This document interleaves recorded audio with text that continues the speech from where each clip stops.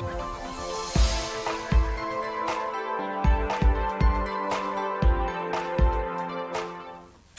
so we're going to obviously have this in-flight display. So what we've done is I've put a small hole down the back here, and we've just popped this straight in here, alright, as you can see. But what we need to do is obviously, if you just poke a hole in there, it'd be really floppy and horrible. So what I'm going to be using is a brass rod going to be coming up. So what we can do is we can either have a hollow tube going through and set a screw into it so it screws up in, or you can just sort of self-thread it in. But the trouble is, obviously you need something pretty firm in there to hold it to support the weight. So from this point of view, I've got a little tiny nut here just like this. What I tend to do, if I'm honest, is set it first with a tiny bit of super glue. So what I do is go just slightly off, not near it. Then we get our screw and then we centre that right over our hole, exactly where we want it. Now you could just use super glue, you could also use filler, you actually get along with some milliput and set it in, things like that. What I tend to use is this guy, which is a hot glue gun. Now if you haven't used one of these before, it's basically like welding, okay? I've tried it for modelling wood purposes, it's a little bit too messy and everything else. But basically what we do, we just come along and we're going to put a blob right next to our screw, in just like this, and what we're going to do is just go around the outside and set it in position. Don't go over the top because obviously you don't want this in your thread. But what it will do is obviously it supports the area as well. So there we go, that will do. It's a bit messy when you come off. Set that down there. But there we have it, that's in there now. It doesn't melt the underside, you don't have to worry about the heat or anything else. Just don't stick your finger in that because that is very, very hot and it will take a bit of time to go off. What you could do if you wanted to extend that and make it a little bit bigger so it's a really nice firm area. I've done it before with bigger bolts. To be honest, I've got my little bolt set here, and for 1/32 stuff I use something like this, like an M5 bolt in there with a washer as well system set in there so it does spread that weight. So you might want to do something like these guys set in there so it doesn't pull too much on the plastic. Because if you are in a situation where perhaps it's top heavy, it's from nose heavy, it's tail heavy, whichever, you want it to roughly be about right as how it's sitting. This particular one, I've got the stand slight set a little bit further back than I normally have. So what we're going to have to do is obviously sort of centre up some of that weight somehow. So you could obviously put some weights in the back just to make it sit a little bit nicer or something else like that, but it's personal choice. But that should hold it, that's in there now. Let it dry for about half an hour, it'll be rock solid and you'll be absolutely fine. But then what we can do is cover it up, and then when we screw in, we know, so we should be able to just grab a screw here. But if you wanted to, just imagine this is your thread coming up. That's the wrong one, you want the smaller ones. Get hold of it. That when these come up in through the bottom, just make sure we've got the right size ones on here. Okay, that's it. But when these come up from the bottom, it will meet a little bit of resistance because it's coming through the plastic. Okay. And you can obviously round it out. I don't want to push this too much because in case, but there we go. That's set in there now. As you can see, it's biting into there. So then what happens is obviously you stand, but what you can do two ways, either have a brass one coming up and taper your end to it so it just screws in, or the other way you can do it like I'm going to do is you'll have a tube go over this. You can crimp it in at the top so it actually goes in, so it's got a thread top and bottom for making your own display stand. Okay, so totally dry. As you can see, we've got the front section put on. Reason for this is obviously it needs a bit of time to dry and to be handleable. What we have done, you might be able to see in here, is a little plastic plate. Now this is 1mm plastic card that we had when we were looking around for putting in these gaps.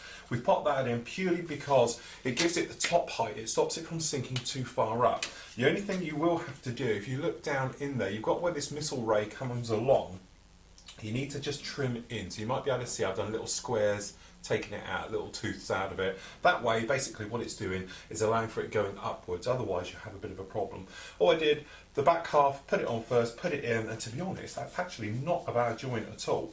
Okay, I am going to pop in there with a little bit of filler, but we won't need too much, to be honest. You could probably even get away with it with a little bit of Mr. Surface Ice, you think, in there.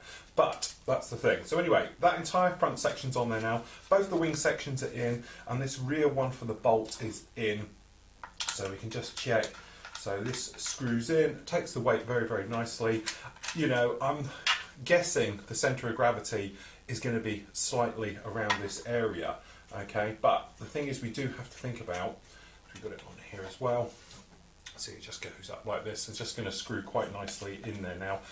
The thing you do have to sort of think about is how the ordnance is going to be. So if you're going to have certainly something like a MIA or a multiple ejector rack on the bottom, perhaps Mark 82s, something like that, you probably don't want this in here. You might be better off putting something like the exhausts and then bending them around. And to be honest, like we've done with previous in-flight builds such as the Tomcat, things like that, they do work very, very, very well and having them bending out and everything else like that. But it just depends on the pose you want. This one I wanted to do more of a sort of classical desktop model instead of something quite striking like the Tomcat was, where it's, you know, pointing straight up and looking sort of quite menacing. This one we wanted more to be sort of just showing gear up, the classic lines of the Phantom and things like that. So that was the idea behind it. This one would be okay if we had a centerline fuel tank, to be honest, because this will go through that said centerline fuel tank and still into the screw position. It's just that having this on here, big blob, which is now gone completely hard, of the actual hot glue gun with the screw, it just takes all that weight. It's not going to bend amongst it. And in the previous, you know, years ago when I used to do things like that, all I used to do is drill a hole and just feed a tube up there. But the trouble is they wobble around all over the place. Having this type of setup is absolutely great because now it's in there, it's rock solid, isn't going to go anywhere. And by the time we get all the other halves on it and everything else, it should look really nice. But just offsetting it slightly behind, I think is a slightly better look because you can see the entire front then by looking across and got nothing there. It's not like it's right in the middle. Try and offset it somewhere to perhaps a little bit to the rear, things like that. Always looks a lot better. So that's all in there now. We've got this entire section completely finished. So what we can do now is test fit this top part on. Now the first thing you want to do is make sure you've got no raised areas on this whatsoever. Make sure it's nice and clean. Same goes for the bottom. Make sure you've got all the locating tabs, sanding down flat and everything else. Now this is my first test fit of this properly on as well. So what we're going to do is go slightly forward because we've got all this cockpit stuff. Okay, and then we're going to drag it to the rear. And as I say, it's my first test fit on this as well. So we're just getting caught slightly on the engines at the rear. So let's just try it slightly further back. It drops in there. Beautiful seam on this rear one, no problem with that whatsoever. Okay, I'm having to tease the cockpit now, if we're honest, a little bit here. Front seam's all okay, so it's just this cockpit. And what it does, this top instrument panel up here, it has to sort of go around it, and obviously the front one, and I think what it is where we've got bits of photo etch, it's just affecting it just a little bit of how it's all going to sit down and in. It's going in there now.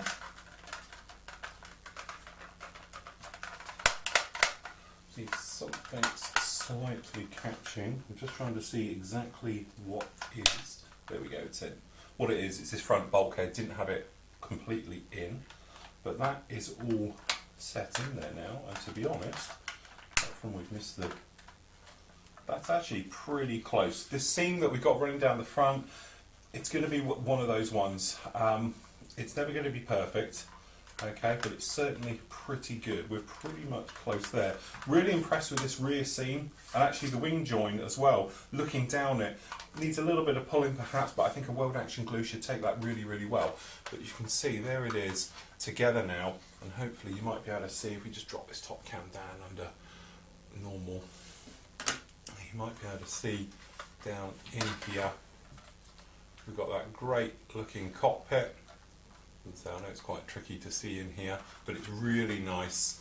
And you might be able to see we've got the weathering on the side. I know it's a little bit dark in there, but you can see what we're trying to do. I think that works really, really well. Really happy how that's come out. It'll look the part, it's exactly what we want, because by the time we get the crew in there, we're not going to see much to the rear. I'm not going to mess around as I've done in the past by putting wiring on the back of everything else like that, because it's going to be canopy down. If you're doing canopy open, you can see all this wiring, especially on the back of the Rio's console. It all sort of piles through and out. This one we're not going to see it too much, but certainly very impressed with how the fit is. It's a nice joint, it seems to be the nice sensible way, and it's a lot better than having two fuselage halves come together like the old Hasegawa kits. This is more designed just like the Phantom from the 132nd Tamiya, the way it's one piece hull straight on the top. You might be able to see we sprayed some black up here, really so I could see how this top hatch was looking. I'm quite happy. I'm going to leave it like that. We're not going to mess around too much. Still got to do a little bit of messing around with this front one here. I'm not exactly happy how that is, but I'm going to take care of that a little bit later on when we got the filler out, because we've got to install the intakes and everything else like that. Okay, so next up, we can get this one all sealed up and brought together. So plenty of liquid glue and everything else. Now, I just had a little play, really to see what type of state of play we've got with this, how these intakes are going to fit in. I was thinking originally about perhaps fitting them to the fuselage first, okay, and then putting them in, rather than putting them to the bottom to make a nicer fit. So basically we sort of come along like this, but what you might notice, you've got this raised section down here, goes into this one in here, alright? But when you pop it in, okay, you can actually just pop it in like this and see exactly what you got, how it goes in. But it's just a case of getting it all to sort of line up and go over. It's a little bit tricky because what it has to do is actually push past these actual intakes at the top here. So what I'm planning on doing is putting it together first, and then we'll worry about it afterwards. So the all important bit, make sure you've got everything in you need to have in place before we start on this. Okay, so we're just making sure it's all fitted in, locked in.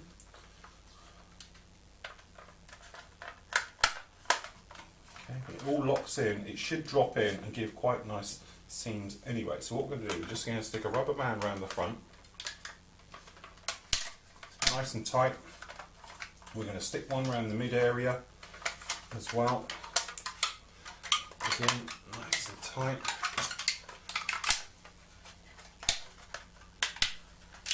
Okay, if you pull it back, because obviously you won't see the join down in this section. What you're looking for is to have this as close as you can get it. If it's towing in, i.e. you've got a big step, you might want to pull it out. The only way you can do this is to physically get down in there and pull it out. This rear one is absolutely beautiful. It just fits in, no problem at all. But we're going to put one band around that as well, just to stabilise that in there a little bit. I think we'll just give it another twist. If I can get a twist out of it. Okay, we'll move them up nice and close. But we've got nice joins, how it's all feeding in. These engines, section, everything else is really in. We've got nice lines, how it joins in. So now it's just a case, coming along, plenty of glue, okay, and just let it flow down these wing roots. Okay. Now, if you've got any gaps down there, I would suggest you have a look to reasons why. I haven't, so I'm guessing it's pretty good all the way through. What I'm going to do is give it two coats. We're coming in with the first one, just down here, to take care of that seam there, and then we're coming afterwards. Now, this one down here is a little bit different because it has got a small gap. So what we're going to do is glue it in the centre, like this, and then we're just going to come in and just going to put a tap down this edge and let the capillary action flow back up. Okay, then from the front we're going to come in from the inside. Okay, and where you've got the little tab that's higher and lower, just down as far as I can reach in with the brush. Okay, then we'll just repeat on the other side.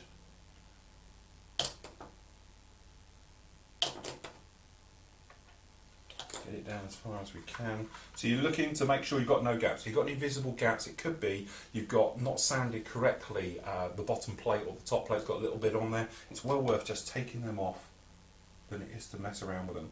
Now, we're not going to let this totally set. We're only going to give this about 10 minutes together, and then we're going to come back in and start trying to manipulate it a little bit like we did with the doors. They've gone in too far, we'll push them out. So what we can do is get in here with some closed tweezers, push it in, and try and push that bottom one out a little bit. Because it's on a curved surface, it's really hard to come in with something like a bit of plastic card and make a little shim. Because the trouble with it is, because it's angled, it will be either angling out or in, so it's probably easier just to leave it and then push in. So we just got the wing root on this particular side. So again, don't be frightened of the glue, plenty of glue down here. If you have got any little tiny joins, like to be honest we have on this one, don't worry about it too much, because what will happen is the glue will melt, obviously together because it's a weld action glue, but also those little bits which may be causing you the problem will melt as well, and then it'll obviously all fall together. But what you want to make sure is that you've got no sag, it's not lying down. So literally look at it, mark one eyeball, absolutely fantastic. It's better to look down there to see if it's straight. You will notice if there's one knot. If not, place it down. It's a bit tricky because we've got rubber bands on here, but what you try and do is feel it if it's got each side. But obviously with the rubber bands it's a bit false because it's making it go off. But generally just keep an eye on it of exactly how it is. If you have got medium gaps, what you can do, just place one rubber band, I wouldn't double it over, right over, and then what you can do is pull it actually in. But what you might need to do is place something like a peg on the top so it pulls up rather than even. Otherwise you might get one side pulls down and one up, and then it's all types of trouble. But by doing that, we'll just hold it slightly there. You can only do it on very slight. If it's a big thing, you're going to have to take care of it and find out the reasons why the wings aren't level. But it is important.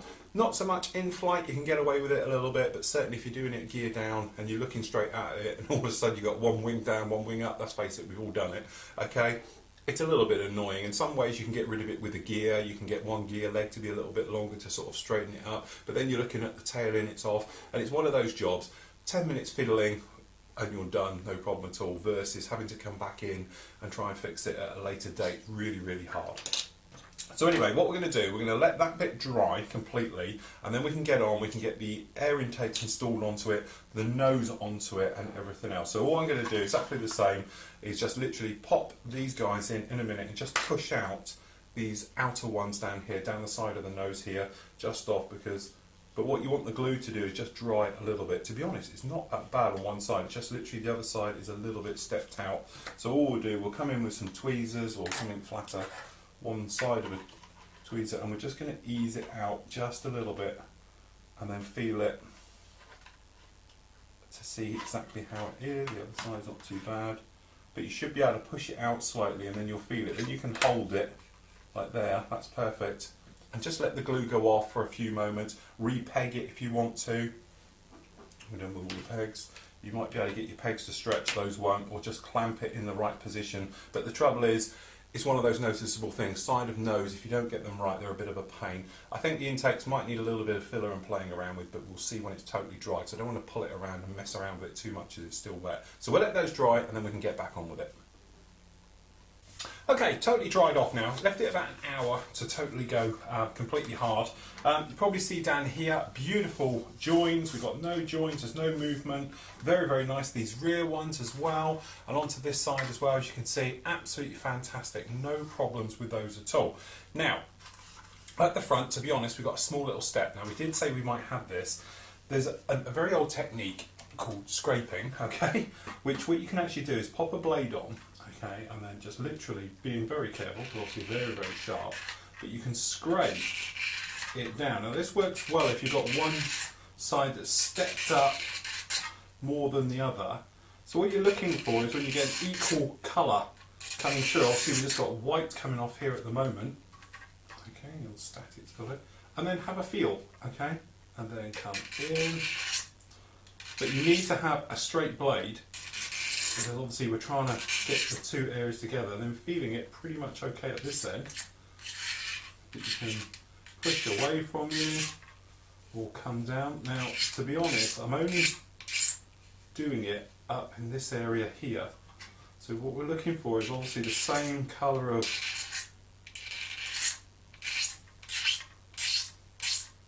so we're just making a few passes.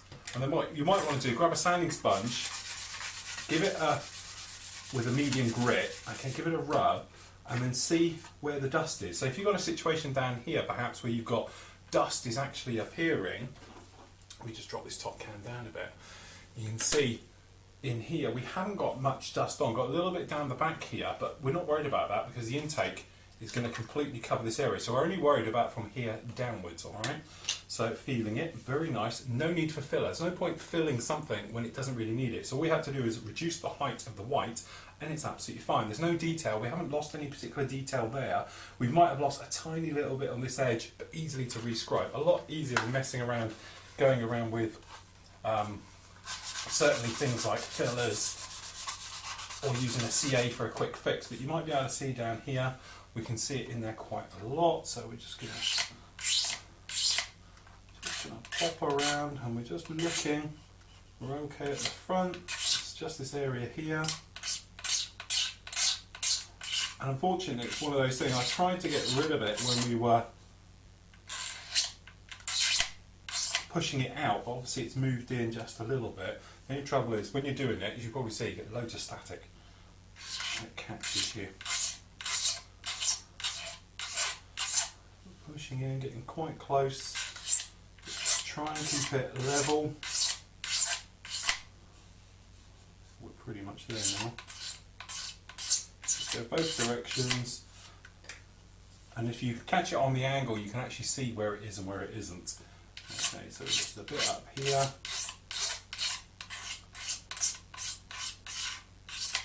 As I say, great for doing this type of work. I wouldn't advise it doing on curves and things like that, but because it's flat, going very near flat, you can see it. So pop along with our sponge, just to take off the edge. Have a feel, nothing there whatsoever. Then we're going to use the polishing sponge just to get rid of any scratches we might have made, and also all round it all off nicely. So we just come down there, dulls it down quite a bit. Fantastic. So then what we can do is, we can come along now and let's buff it and put the shine back in. And as you can see, nice and glossy there again, absolutely taken care, totally smooth, nothing to worry about. Now, after being covered in all of that lot, next thing up is always the biggest problem when doing any type of military aircraft like this, the intakes. Okay, notoriously difficult no matter whose kit you've ever done. It doesn't matter if it's the old Italeri one or the Iska kit or the Hasegawa kits. Getting these right can be somewhat problematic. So what you want to do, first of all, is just test fit, dry fit everything absolutely, and you can see where it does. Now these are particularly tricky because you've got to get this shape in here into in here, as well as get it down the back. We've also got this step at the bottom, you can probably see here, has to all fit in. So getting it all to go, so what you can do, try and push it down. Okay, it just popped in there. Okay, so it's all in. And then feeling it's not too bad down this area, perhaps a little bit at the top is required, so that's not too bad at all, that one. This side, just try it again, try and get that front in, back in. Again, we've got a little tiny gap, you can see it there, running on there, okay, but it's pulling against this front area, and I can't seem to get this front one to drop in as well as on the other side. Okay. There we go, push that in, but we have got a small little gap. So two options: glue, let that totally go off, and then come in with filler, or again using our little strip technique, a couple of little shims of plastic card down there, that very thin stuff we've got, and build it up. Alright, so what I'm going to do for the moment is try and get it so it's going to take. So what we're going to do, we're going to put liquid cement in this first stage area, down in here. What this will do is melt the paint a little bit. It should make it easier. Okay, so we've got quite a bit down here, so we're going to flood this area just a little. So we've got standing glue in there. Okay, and then what we're going to try and do is get it to pop in. I'm not doing that, we've actually pushed the entire intake in.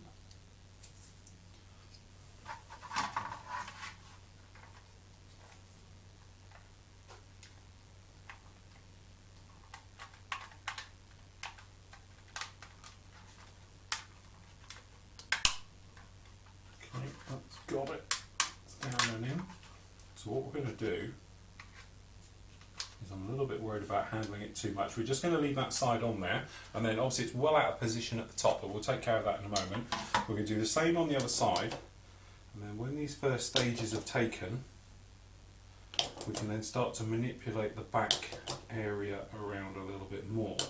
But having the glue down in here will just help it sort of slip into position a little bit better. So see that one just pops in so easy. Really, really nice. Okay, so looking underneath, we've got a situation, we've got a little lip down there, but we need to fill and take care of all of this. So we're just gonna, it will go with a little nudge and a push. So it's not too far out. So what I'm going to do, let those first stage areas take, and then we're going to push this back one into position using clamps and things, just to hold that one nicely into position, glue it, and then we'll come around and sand and shim and everything else like that, once those first stage areas are actually gone hard and fixed in place.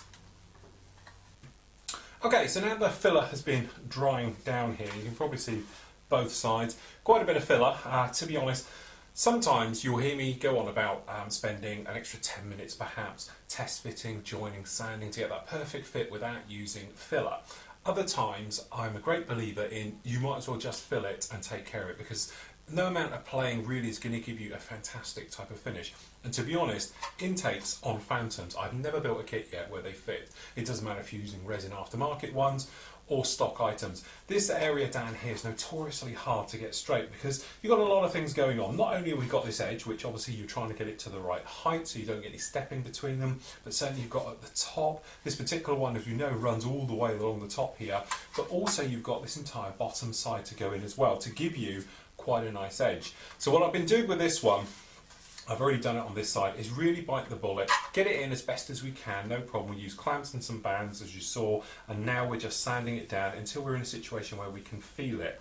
Okay, so something like this, you don't want to over sand and go ripping in there, because all you're going to end up doing is taking a lot of this surface detail, especially riveting detail, away. And it is very important, because if you end up with a blank spot, as I call it, you're going to have to go around and put them in, and trying to get them all again is notoriously difficult. So what I've been doing, I've got a fine sanding stick just like this, so we're placing it right over the top and we're just going back and forth. We're not going right past it in each direction because obviously we're going to damage areas we don't want to do either. Also keeping it on levels it. If we go off, we're going to dig from both sides, so all we do is give it a little bit of rub, and all we're doing here is taking off the big stuff. Okay, so what we're trying to do, you're working out exactly how it is. So we just give that a pat on the old trousers. Okay, and very quickly you should be in a situation where you can see by feeling it if it goes. And as we can see, this area on this side, this front edge, is a lot higher than the rear. But obviously we don't want to take that filler away, so if we take it away, what we're going to end up with is a step again. Okay, so we're going to leave that there, just coming on the top now, and just doing the same. A bit more tricky up here, it's quite a large area, so we'll come right the way across. But to be honest, I've got a bit of a gluey fingerprint in the top here. You might be able to just see it showing through a little bit. But certainly we need to sand that out. So we can just take that out.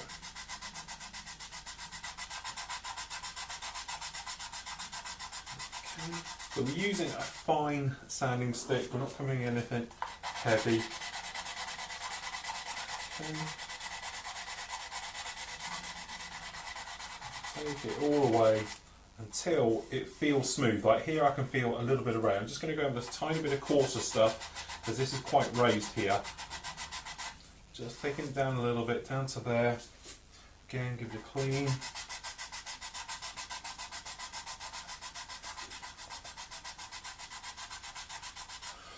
And this shows us how we've got this edge on this side, down the bottom here, is actually stepped on the high side, so it goes up there, but this side it goes down. So it's obviously finding the blend in between. You might be able to see this little crinkly bit here. What that actually is a tiny bit of fingerprint in there where I was trying to hold it down to push it all in. You can probably see a little bit at the top here as well.